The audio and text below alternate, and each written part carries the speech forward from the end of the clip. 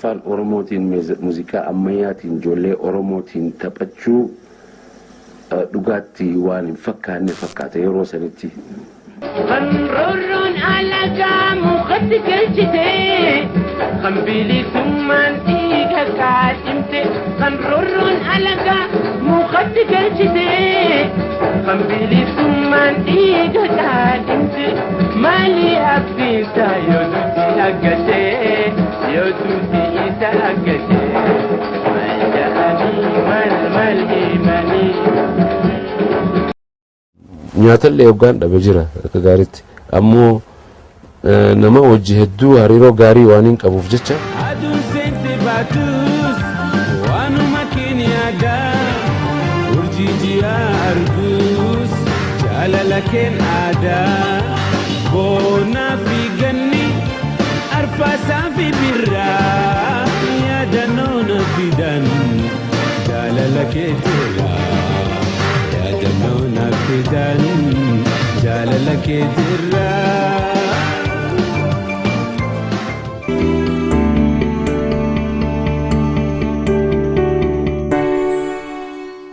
Maqaan kiyya warra keenya na baase Ali abbaan kiyya Muhammad akaakuu kiyya Musa Ali Muhammad Musa ture.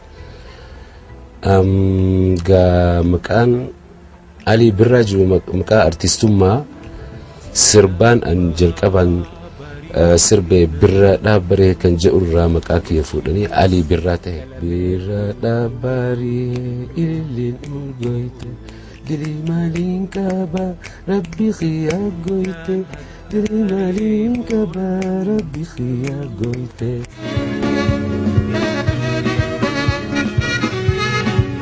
Birra dhaabbaree ililiin urgoyte birra barie ililin urgote dili malin kaba rabbi khiya goite dili malin kaba rabbi khiya goite.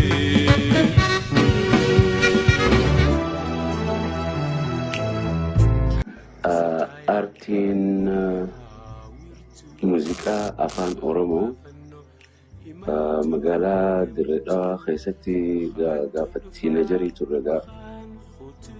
Ani umri fi yoggaas toora 14 mukkanaan se'a yoggaasi jalqabde ayoonin hin dogoggorree toora akka lakkoofsa Gregorian Eurooppaa 1962tti baandiin yookaan namni urjii bakkalchaa bodarratti maqaan isaanii mas afran qalloo kan jedhan bu'uurame. Baandii afran qalloo sanbooda yookaan urjii bakkalchaa jedhanii jalatti hiriyaa jaalalaa jedhanii tiina jaroota nuti ijoollee waggaa 15 14 15 nuti.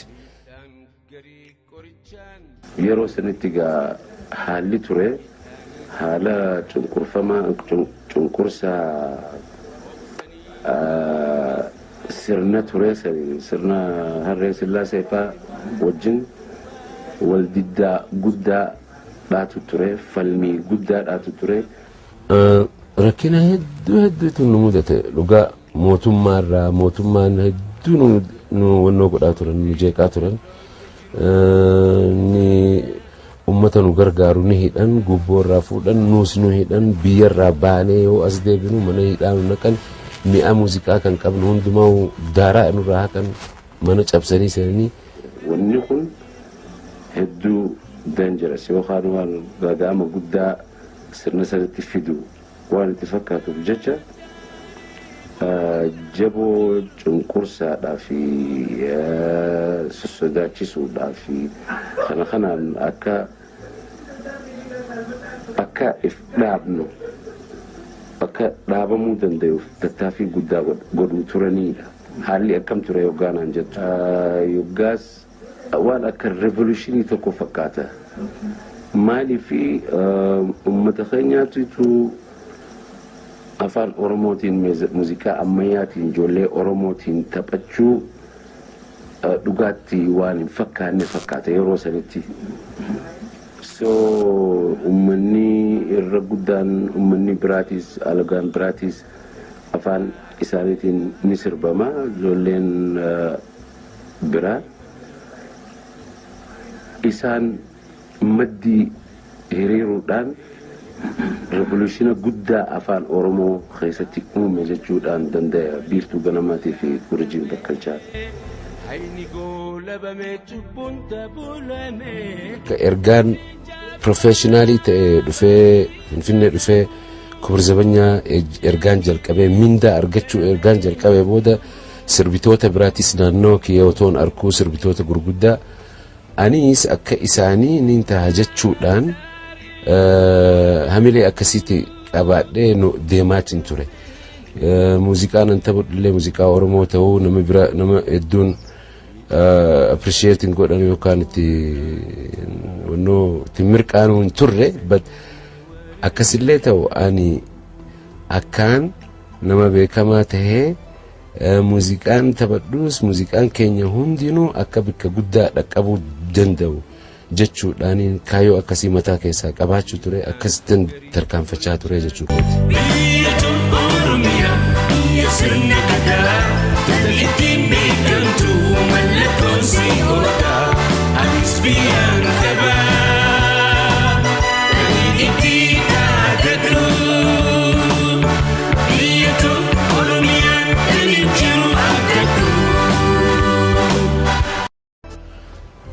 Kubur zabanyaa keessa waggaa sadii waggaan hojjedhu 66 irraa hanga 69 dhuma 69 kadda'ee bahe.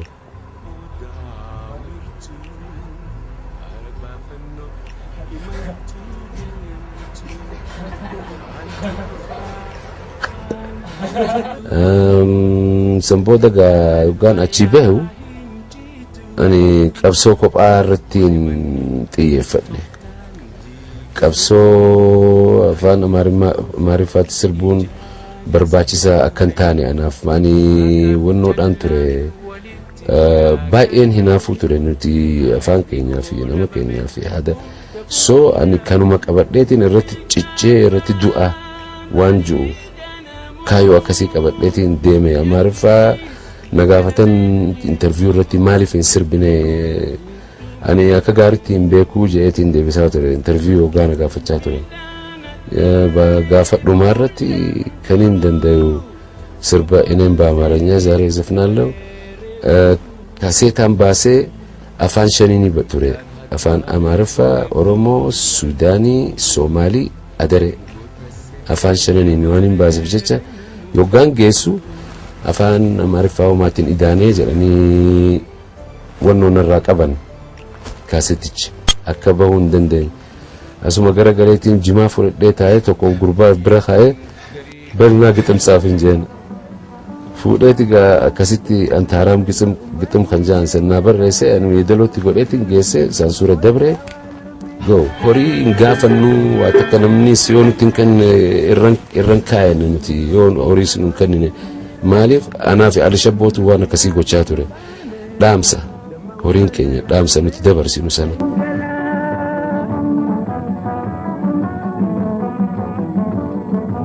Rakkina wannaa horii yoggaan qabu jira dhugaadha waan nyaatallee yoggaan dhabe jira akka gaariitti ammoo nama hojii hedduu hariiroo gaarii waan hin qabuuf jecha namni na gargaarus hin jira boorsaa isa dhugaa maallaqa naa kannu jira yoggaa kiraa manaatillee yoggaan dhabe faadhaatu jira nama naa kannu jira gaafaan dirqamee dhaqee utuu hin feene nama gaafadhu jira. Waan akkas akkasii hedduudhaan irra dabre hedduu.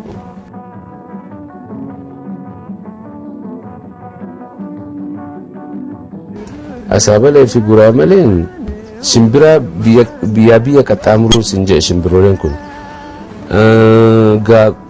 Shimbirroon kun bakka hundattuun argamu na fakkaata gara dhihaa kanatti hin argamti.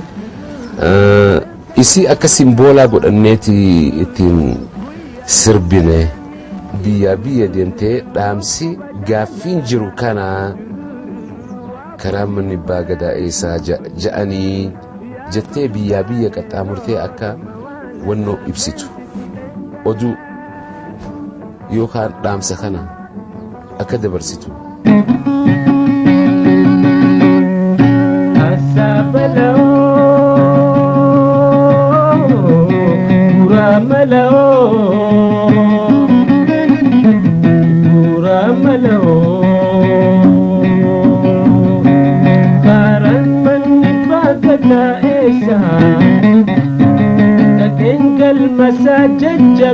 keessa taa'een seenaa saba maleessa.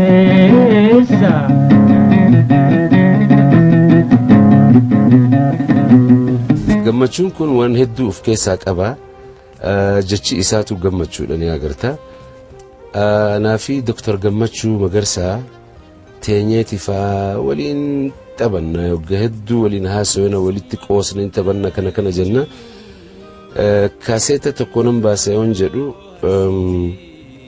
walaloolee isaa akkanaa barreessu waliin tetteenyee barreessine yoggaa kana asaabalee faa kan jedhu guraa malee karaa manni baagadaa eessaa ofii waan hedduu jiraamati kan jaalalaatis kan sooshaaliitis kan adda kan ta'e walaloolee barreessee ture.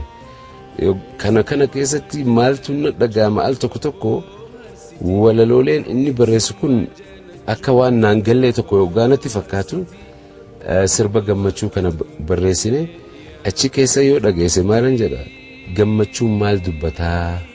Anaa fi Dr. Gammachuun yeroo sanitti hedduu hariiroo guddaa wajji qabnaa waliin jiraannaa wajji deemnaa wajji taphannaa wajji waati harka tokko turre. Anaa fi inni yeroo sanitti waan hedduu waliin barreessinee jira sirba duwwaa otoo hin taane yaaddan adda kan barreessu inni anis irratti gargaaruu jira.